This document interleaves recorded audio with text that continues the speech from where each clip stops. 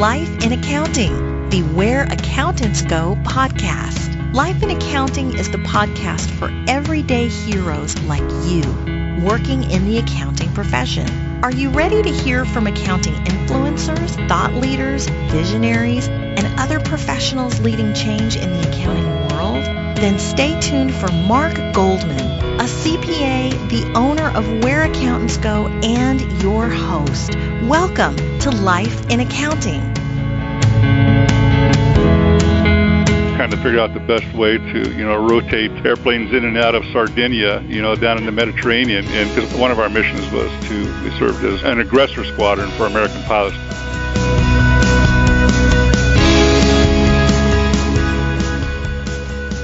Hello, everyone. I'm Mark Goldman, a CPA, and your host for Life in Accounting, a podcast production of WhereAccountantsGo.com. That clip was from Bill Heath, currently in Fredericksburg, a beautiful hill country town in central Texas. And I say currently because, as you're going to hear, Bill's career has taken him all over the world. We're going to cover several states and even a few countries in this podcast. Bill's going to cover the details in the interview, but his career starts with the military, moves into professional associations, then the educational space, and now the tourist industry. It's really an amazing story. And if you're interested in management and leadership roles, Bill has some really valuable insight to share with us. His career has involved people management practically from the start. If you do find this episode has been valuable to you, please visit us online at whereaccountantsgo.com to subscribe to the podcast, or you can do so on your favorite podcast app as well, of course. Also, we have links to all the prevalent certifications in the accounting world as well. That site is www.whereaccountantsgo.com. With that, let's go ahead and get started. Here's Bill Heath in Fredericksburg, Texas.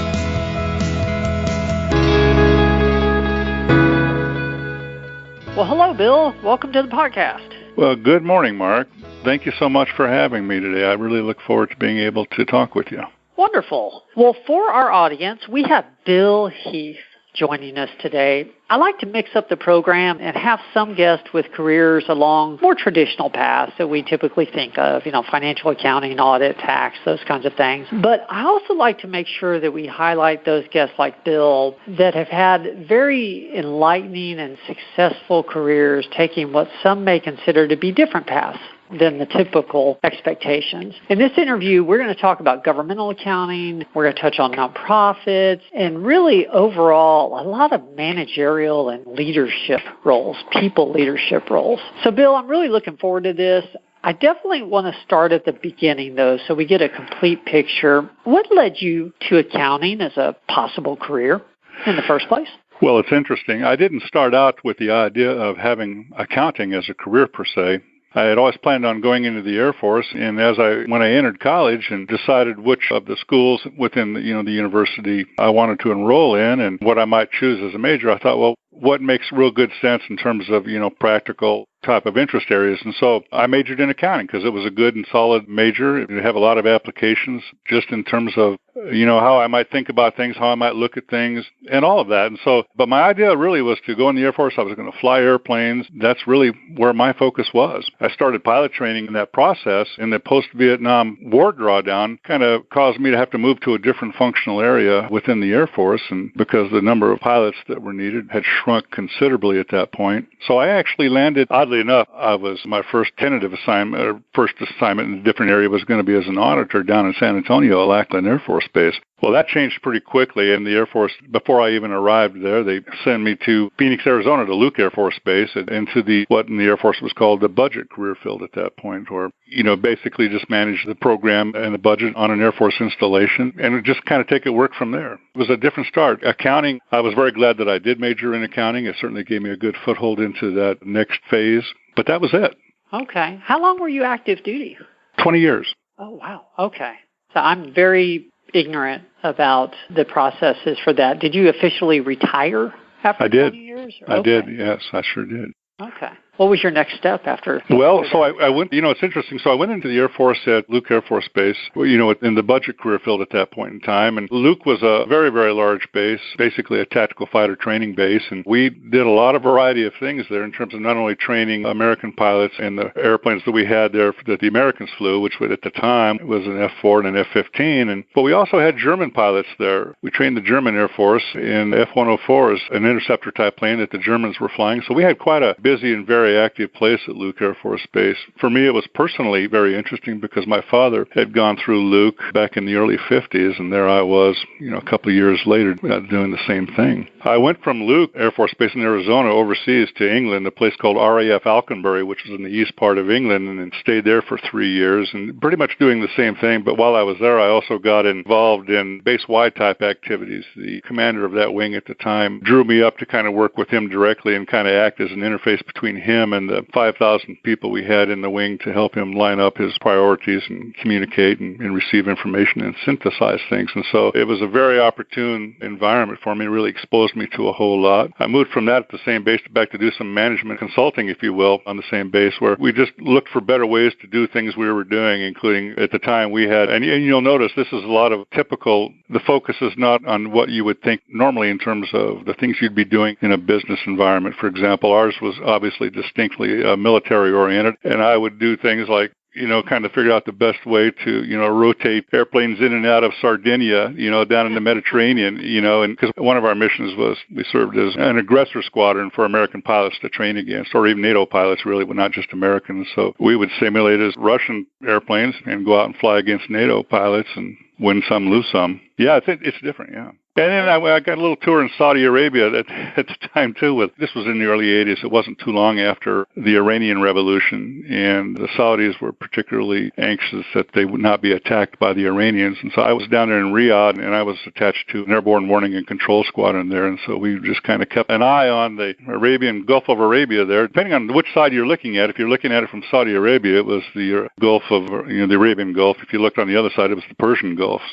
But all of these things really used a lot of the skills and the knowledge and everything that anybody who goes through as an accounting major is going to use. And because I think that it's so useful across such a broad spectrum of professional activity that it's pretty universal. I went from England back to the States at Offutt Air Force Base in Omaha, Nebraska, which at the time was the headquarters of the Strategic Air Command. And I became the comptroller, which is really, in Air Force terms that way, it was pretty much like the CFO of that organization, and our responsibility there was communications and air traffic control. And communications consisted from everything from, the telephones on the installation to the emergency radios that were used to, communicate with airplanes and installations worldwide. We had 27 bases across the world, and there was just quite a whole lot going on. This was 1983 to 85 type era, and at the same time, what was happening in the private sector, the data world, the digital world was really coming on very, very strong, and the Air Force decided to merge communications and data automation functions into a broader organization called Information Systems. So we combined with what was the Strategic Air Command's Information System Group people at that time, and they were the ones running all the different major computers that supported the Air Force's, really the nation's integrated operating plan for wartime, and particularly with focus on the nuclear forces. The Soviet Union was still very much intact at that point. The Cold War was still going on, and we just worked a variety of programs in order to keep the pressure on that. Ultimately, it was certainly successful. I went to Randolph Air Force Base after that, down in San Antonio, and kind of did the same thing, only the difference there was they did not have an organization like that there, so we constituted one, and that was a very exciting time. And it really relied upon, a person's sense of organizational structure, organizational behavior, financial structures, how to best count for things. It was very much of a very complex environment, and all the skills and a person with an accounting background, for example, would really be able to apply themselves toward. I went from there to Washington, D.C. to the Pentagon, where I was assigned to Air Force Operations over there and worked closely with a lot of other services, the Department of Defense and Congress. While I was there, Desert Storm happened, as it were. I then went out to the Pacific to Guam and Singapore, Japan, and Korea for a little bit. And I left the Pentagon in 1992. 1992. I went to Kirtland Air Force Base in Albuquerque, New Mexico, and I became a squadron commander there and worked at that installation for about 3 years, more or less on the operational side of the Air Force. It was one of the two big heavy missions that we had there was nuclear weapons storage and special operations training there. And so all very different again, but there's just so much commonality to all things. And that's what I did there. Went from there to still at the same base, but we had at Kirtland Air Force Base there in Albuquerque, we had what used to be the Air Force's weapons laboratory there, but now it really became kind of a space lab, and worked on a variety of different programs from a financial and budgetary standpoint, things like directed energy programs, laser beams and those kinds of things, rocket propulsion, space vehicle structures, even such far-fetched stuff as trying to figure out what asteroids were heading toward Earth and what could we do about it. So it was a very interesting, very, very different career in the Air Force, and certainly was exposed to a lot of different things, had a lot of interesting challenges, and it's something that I think, people don't often think about in terms of what they might do coming out of college.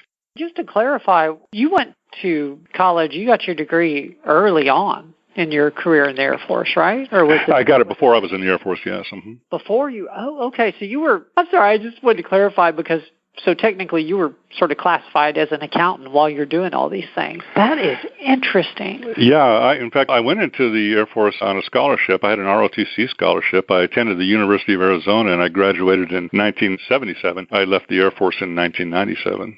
Okay. You are the first guest to mention laser beams. Yeah, I mean, it's really Buck Rogers stuff. It's amazing. I didn't mean to cut you off. I'm sorry. I think you were telling us about your next step. Oh, thank you. Yeah, no, not a problem. It's fun. What happened, in my background, Mark, I went to 4 different high schools when I was in high school. And so here I was in Albuquerque, New Mexico. I had 2 teenage children at the time, or one approaching teenagers, one was. And the Air Force wanted to send me over to the Pacific. At first, they wanted to send me to Korea, and it was a great job, squadron commander type job, and I would have loved doing it, but I would have had to take my kids overseas. It was what we called an accompanied assignment, and the children would have come, and so would my wife. We would have been over there for 2 years. And I circled back and talked to the guy in the Air Force assignments process who said I could stay over at the lab over there for 2 years, and it wasn't quite 2 years. And so they finally agreed, so I stayed at the lab. But the minute that 2-year point hit, I got tagged with another assignment. This time it was to the Japanese island of Okinawa, to Kadena Air Base. Again, it would have been a 3-year assignment, great job. I would have loved to have done it. It was certainly in line with great career progression, but I didn't want to have my kids lose that high school experience in the States and have that same kind of limiting factor that I had as a child. And then, so I got out of the Air Force. I made a decision to leave. And oddly enough, of course, prior to that point, even while I was in the Air Force, I was very involved with the local community, with the Albuquerque Society of CPAs and Albuquerque chapter of the State Society. And I became president of that, and I was involved in just a wide variety of things, so I became well known. And while I was in the Air Force still, for example, I was the president of the Board of Advisors for the New Mexico Cancer Research and Treatment Center there in Albuquerque. And so being involved with the community, and when I decided to get out, that's kind of one thing led to another, and I was asked to become the director of the New Mexico Public Accountancy Board, which I did for a few years. That was very interesting. Now we're talking about something that was definitely a lot more, in more of a mainstream of understanding with people with an accounting background. While I was there, and this is all the time that, nationwide, they were trying to seek some sort of uniform accountancy act so that people could have a better ease of reciprocity among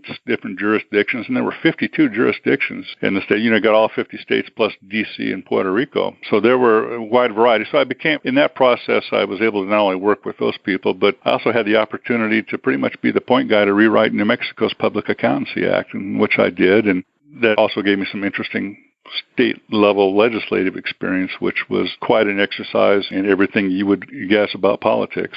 After that, I had a brief stint in public accountancy, and about that time, the dot-com bubble was bursting, and I got a call. The federal government wanted me to work with them a little bit, and that's why I actually worked for FEMA for a little while, and I managed the financial programs for the disaster response to, at the time, which was the Los Alamos. There was a big, big fire up in Los Alamos, New Mexico, up near the national labs up there, and then, of course, all the forest areas were up there. And so I did that, and as that settled down, I was able to leave that. But while I was in the middle of that, I got a call from a school in Albuquerque to be the CFO of an independent school, and that led to my stint in independent education. Interesting. Yeah, and of course I did that until came over here. I want to definitely transition to that. And before we get too far away from your military career, I have to ask, just because of some discussions I had offline, I asked one of our previous guests this about the sort of the secret to transitioning successfully, because, it's not something that all of us go through, but for those that start their career in the military and spend a substantial amount of time there, transitioning to the commercial world can be a little different. And I see one of the secrets to your success in doing it. But, what are your thoughts on why that worked and how it worked for you and why it was successful? Oh, well, thanks. Yeah, well, it is really interesting. And I would say the same skills would probably be useful in transitioning, in a wide variety of fronts, even on the private sector, moving from one industry to another. One of the first things that points out, Mark, I think, is that, working with people and organizations are going to behave substantially the same, whether it's, or at least the underlying humanity of it, is going to be the same, whether it's a military unit or a church or a school or a corporation or whatnot. They're all involved with people, and there's a real strong universality across that spectrum of how people, will respond and will operate and things that they want to do. And that was certainly very, very helpful. But particularly what I found useful in that transition was using the skills that I had not only picked up, but that was certainly demanded while in the military. Leadership skills ranked very highly in that particularly. That is just absolutely critical to be able to work with other people and to just take on the challenges that come with that. Second, I would say these are skills that are developed by anybody all along the point to one degree or another, and that is flexibility and resourcefulness.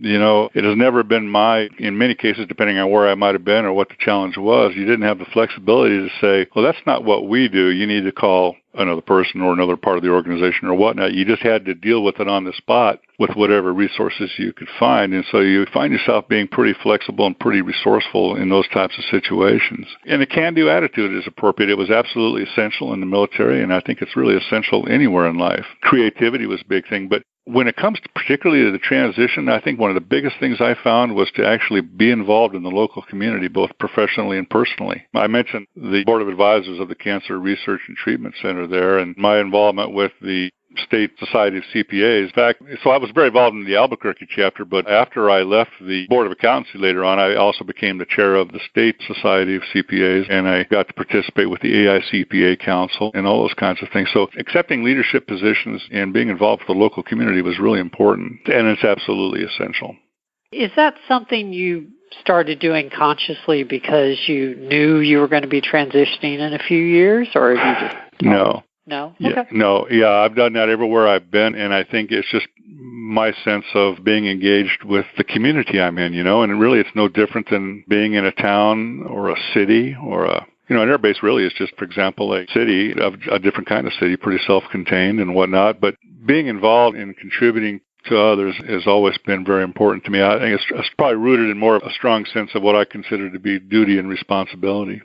Okay. Well, I just had to ask because thank you. I'm a big believer in that as well. But, you have such a proven success story for how that involvement directly benefited your career. It's just very interesting. It is, isn't it? And one thing typically leads to another, isn't it? And it all comes together when you start looking at it. The more runway you get behind you, the more you start looking at things and can see where the touch points were. Well, you started to tell us about being recruited into the private education industry. So, yeah, let's continue there, I guess. What was that first job? Well, it was the CFO of a school called Sandia Preparatory School in Albuquerque, New Mexico. It consisted of a middle school and a high school.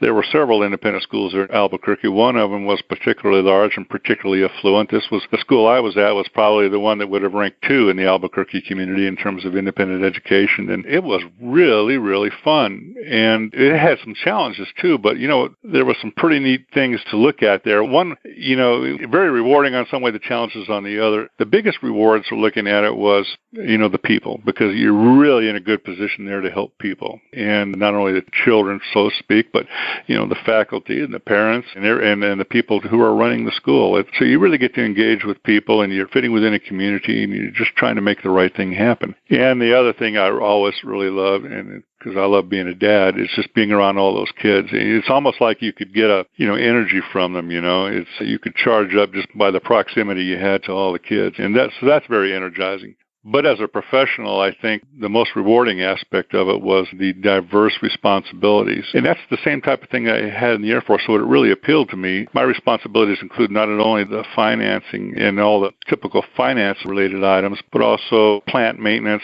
for all the physical plant, information technology, and depending on where you are, human resources and those things that typically come in a typical independent school. The word used to be people were called business managers, and then they got a little more contemporary, and the CFO became more apparent there in the independent education. So anyway, I've had some very good fortune there, and it was real good. Being a native Texan, even though I didn't spend much time as a child in Texas, I was anxious to get back to Texas. My family was in Austin, Texas, and so I got an offer to go down to St. Mary's Hall in San Antonio there as the Chief Financial and Operations Officer, and that was in 1985. And my responsibilities were very similar to what they were in Albuquerque at the school there, just a little more on steroids there at St. Mary's Hall. There was just a whole lot going on, and including construction, which is an interesting aspect of things. It's one of those things where you say, well, no, I'm not really a lawyer, but I slept at a Holiday Inn last night, and I found that myself on so many different things, whether it was legal issues, whether it was construction issues, because I've had a lot of project management experience on construction, anything from,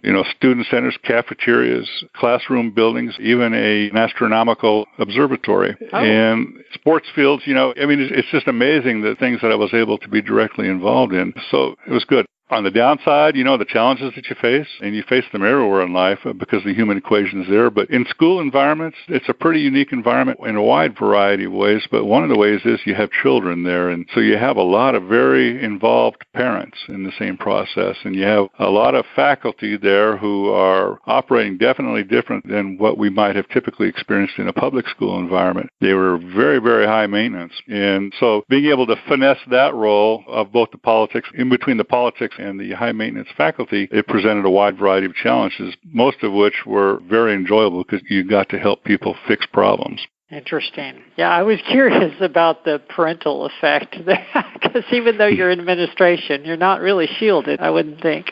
Well, and it's different, and I talked to a lot of them and various different things, and I love to do different things. For example, I went down to the elementary portion, what we called the lower school there at St. Mary's Hall, and I would read stories to the children. It was fun. Oh, wow. So, you get exposed to things like that, and it's just really that part of this, it's just a joy. But dealing on the other side of the equation, particularly with very prominent donors or people on a board of directors, board of trustees type of thing, you deal with a wide variety of things that sometimes you might find yourself not necessarily on the same wavelength as somebody else. As CFO, that's an interesting point. I want to hit on that. As CFO, I guess, how much did you have to be involved with the fundraising and that aspect of it when you talk about on the donor side, and grants? Right. Well, luckily, I didn't have a whole lot to do with the fundraising in terms of, I certainly participated in it and I helped construct some things, but most schools have their own little development office. And that's really the fundraising arm of the school. So it's nice then as a CFO, you're not necessarily involved with all the direct schmoozing, that goes into all the different fundraising or the activities that supported it. But we certainly, wearing my other hat as the chief of, as the head guy in charge of facilities, I certainly got involved in a lot of those things from a standpoint of making sure that all the special events were properly managed from a facility standpoint, et cetera. I hadn't realized until I started getting into these podcasts how many financial and accounting professionals end up having facilities. Yeah, it is. Their responsibility as well. Yeah, it's not something you think of right off the bat. And it just points to the fact that how important it is, how important people are into anything and everything you're trying to do, and having competent people in those positions. And when I was at St. Mary's Hall and we had the chief of maintenance who had been there for a long time leave, really become, oh, wow, what are we going to do? Oddly enough, we were able to pick up a fellow who used to be the San Antonio, he was the facilities guy at the airport. And his name is Dom Smith, for anybody listening that might know him. And I tell you what, Dom was the most competent guy you've ever seen walk on two legs. And that was another professional joy for me, is to be able to see how he worked and to be able to support him and clear obstacles that might be in his path. Do you feel like your leadership and management ability all stems from the time in the Air Force, or have you done other things over the years to refine that? Yeah, it's a continuous process. I think that I really got the accelerated and the advanced course, so to speak, in a real compressed way in the Air Force, where you really have to take on a lot of responsibility at typically what might be younger ages, than you might find in the private sector. And so that was a pretty good forcing function. But it certainly, yes, it started there. And one of the things that the Air Force does really well provides a lot of emphasis on leadership. It's something that's very valued. They train for it. They expect it. It's very much one of the products of being able to do that, because throughout the Air Force, people do not stay in the same job very long. Typically, given installation, the youngest officer on the base may be 21, 22 years old, and the oldest guy, may not even be 50 years old. And so in order to go from that young guy to the old guy in that relatively short span, you really have to have a wide, very broad, and a lot of breadth and depth in terms of your leadership experiences and opportunities. And so it certainly began there, but it did not stop in the Air Force. It is essential in no matter where a person is or what they're doing. How did you have to adjust your leadership style or management style and the technique from the time you were in the Air Force to being at these two private educational institutions? I'm suspecting there's some differences there. But... Yeah, I had to become a whole lot less intense. I think that was the thing. I remember people in the Air Force. I had one senior officer one time. My wife, Mary, happened to be near one time. And the guy that was in charge of the whole outfit looked over at Mary and says, "That guy's pretty intense." And I never saw myself that way, but maybe I was. I don't know. But that was the big thing. You have to lay back a little bit and take things a little easier. And you had a choice sometimes to do a lot more things because it was the right thing to do. And that's really a good thing to do. The potential impact of what I was doing was certainly a lot different. Nobody was getting hurt in the process. And so it was just very, very good. Was that the realization point when you decided that you needed to soften a little bit when your wife made that comment? Or was Well, it was that senior officer that made the comment. He was looking at her. He said, "What's with that guy? He's just so intense." But, I guess I just didn't see myself that way. And I think he may have been exaggerating a little bit, too. But, I had to soften things a little bit and just become a little bit different. It was nice not to have to wear a uniform. It was nice to be able to be on a first-name basis with people and a whole lot less formality. So that was real good. I enjoyed that aspect of it. Okay. One of the other comments I've heard is that, people outside of the military, people actually, they can choose whether or not they're going to follow the rules. I mean, there's consequences, but that was surprising.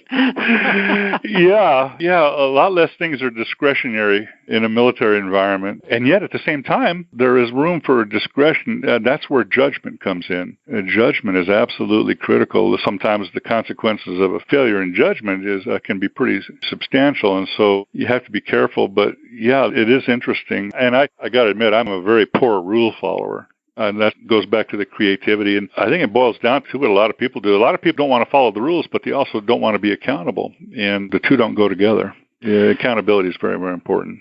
So how long were you at St. Mary's Hall, and I guess what are you doing now exactly? I was at St. Mary's Hall for 8 years, from 2005 to 2013. In October of 2013, I came up to Fredericksburg, which is just a fun place to be, as you could imagine. Wow. And I would tell you, Mark, I am 3 minutes away from my office. And so I live 3 minutes away from my office. And so when I come to work in the morning, it's a 3-minute drive. When I go home at night, it's about a 3 or 4 minute drive. It's just a blast living in a small town. But Fredericksburg, we're a very, very active tourism town, as you know, and so we're kind of playing with the big boys in Texas. We're right there all the time with our counterparts in San Antonio, Austin, Houston, and Dallas, and we also participate at the state level quite regularly with Texas Tourism Group and constantly traveling. We have somebody, for example, typically during the year, not only what we're doing here in town and around Texas, but we'll be in Berlin or London or Mexico City, to work tourism, because all those markets are very important to Texas tourism particularly. And you're with the Visitors Bureau? Is that I am with the right? Convention and Visitors Bureau in Fredericksburg, Texas. We are a separately organized organization. We're a standalone 501c6 organization. And so we're not a C3, we're C6, kind of like the Chamber of Commerce is. In a lot of places, Chambers of Commerce and Convention and Visitors Bureaus are under the same organization. We're not. We're separate. And a lot of them across the country are separate also. A lot of what used to be the standard organization name of Convention and Visitor Bureau, you'll see those changes. Even San Antonio recently changed to Visit San Antonio. Austin has the same thing, Visit Austin. Some people have, something that relates to that. There are a couple, I think, New York City and out in California. I'm not sure. It wasn't L.A., I don't think, but it was one of the cities around L.A. where their name was just the name of the city incorporated, as it were. So it was a really interesting environment. Who would have ever thought, given my background, that I'd be up here, managing a destination in terms of visitation and those kinds of things. It's a really neat experience. It's a great place to do it. And honestly, I work with some of the best people that I've worked with in my whole life. The people are very nice. The people we work with are very creative. They're very can-do. They're very loyal. And these are all traits that you want people to have in any organization. I'm curious, what kind of convention does Fredericksburg attract? Because, for those that don't know, it's a hill country destination, or that's what I think of it as. Yeah, well, it is, yeah. And so, Mark, it'll change. You have to rewrite your definition of what constitutes a convention, because as you and I would recognize it, we don't have conventions here. We don't have the facilities for a convention here. As you and I would talk about it, down at the San Antonio Convention Center or something like that, where you have a national meetings. The best we can do here, it has the name Convention and Visitors Bureau because that typically was the standard name. It's like the CFO of a startup is different than the CFO of GE, for example, and yet, but they have the same duty title, and so it would be the same here, But we have a lot of smaller meetings here, corporate meetings, and those kinds of things. The military reunions, weddings, are, of course, are big. So they're not really conventions. And one of the problems that we have, one of the constraints we have up here, is the lack of facilities that are sized to hold larger groups. Now, we're never going to be, nor should we be, in the business of taking convention business away from large metropolitan areas like San Antonio or Austin, but we can have bigger meetings than we do. And so we're now developing we had an RFP, we've got some bids in it, and the city now has selected a developer to develop a conference center here in Fredericksburg. So we'll be able to host larger meetings than we ever have been able to host before. But in reality, the name Convention and Visitors Bureau is pretty much a misnomer when you look at the word convention. Okay. I was curious because, yes, I think of hill country shopping and and good food on Main Street and those kinds of things. Yeah, the whole 9 yards. The National Park. Yeah. Yeah. Oh, yeah. And it's amazing. In fact, our building is right across the street from the National Museum of the Pacific War. Oh, okay. And if people have not seen that or have not seen it recently, it is a worthy trip up here. It will open eyes. That is a national quality. It really is. It's right up there with the Smithsonian and major museums. It is quite an incredible thing. The guy that runs it is a retired Marine four-star. He was the Commandant of the Marine Corps. And General Mike Hagee is his name, an incredibly sharp person. He's built an incredible staff over there, and he manages the Nimitz Foundation. Fredericksburg was the home of Admiral Nimitz, of World War II fame, and born and raised here. I did not know that. Wow. Yeah. So it's amazing. So who thinks of the Navy when you think about Central Texas or the Hill Country? But they certainly have a big naval tradition here. More than just peaches, huh? Yeah. Boy, no, I tell you what, those peaches, that really is really something. In fact, we were talking this morning, I was carrying some peaches. I was bootlegging peaches to Austin and to Dallas recently and to family, and I had peaches in the car. And boy, you talk about, that's what people ought to hang from their rearview mirror is a peach, because it makes a car smell good. It's amazing. But yeah, peaches are something. And of course, now the really hot thing, people, this is going to astound you.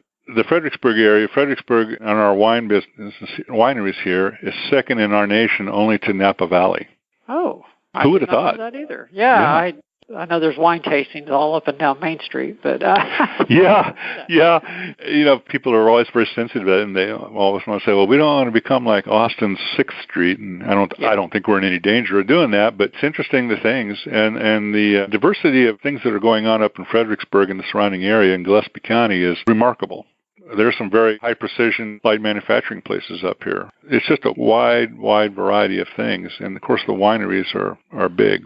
Well, I think we touched on a lot of the variety in your career. I want to make sure, though, did we miss any major events or any turning points that you think we should? It's hard to say. Yeah, I think there are a wide variety of turning points almost every day. Some you don't even recognize. There were certainly major events in the career where you kind of everybody kind of starts off, as part of the pack, like running a 10K race. Everybody kind of starts together, but that thing kind of expands as the race continues, and so does progression in any industry. And so for me, probably one of the major first turning points was being assigned to the Pentagon in 1980.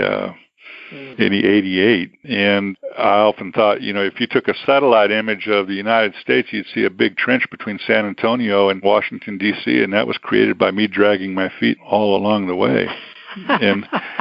But while it was not enjoyable in terms of just the degree of difficulty involved, it was very instructive, and I learned a lot through the process. So it certainly set the stage for the latter part of my Air Force career. And then probably the other big turning point for me career-wise was making that decision to leave the Air Force in 1997, so I just kind of took myself out of the competition for further promotion and, more career advancement. But it was rooted in what I consider to be my family values and more than the career values at that point. And so we made that decision, and that's what we did.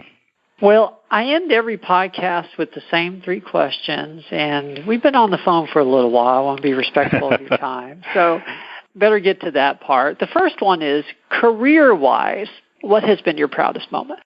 For me, having had the aspirations to go in the Air Force, getting commissioned in the Air Force was an incredibly proud moment for me. It was a family legacy. Both my father and brother had been in the Air Force. On a professional standpoint, as it pertains to accounting, I didn't take the CPA exam until I was out of college for 10 years, and I took the CPA exam, and I passed it on the first time, and I was very, very happy about that, and actually did kind of well on it. That was very gratifying. I was very proud of that accomplishment, because I think the people that pursue that really pay their dues.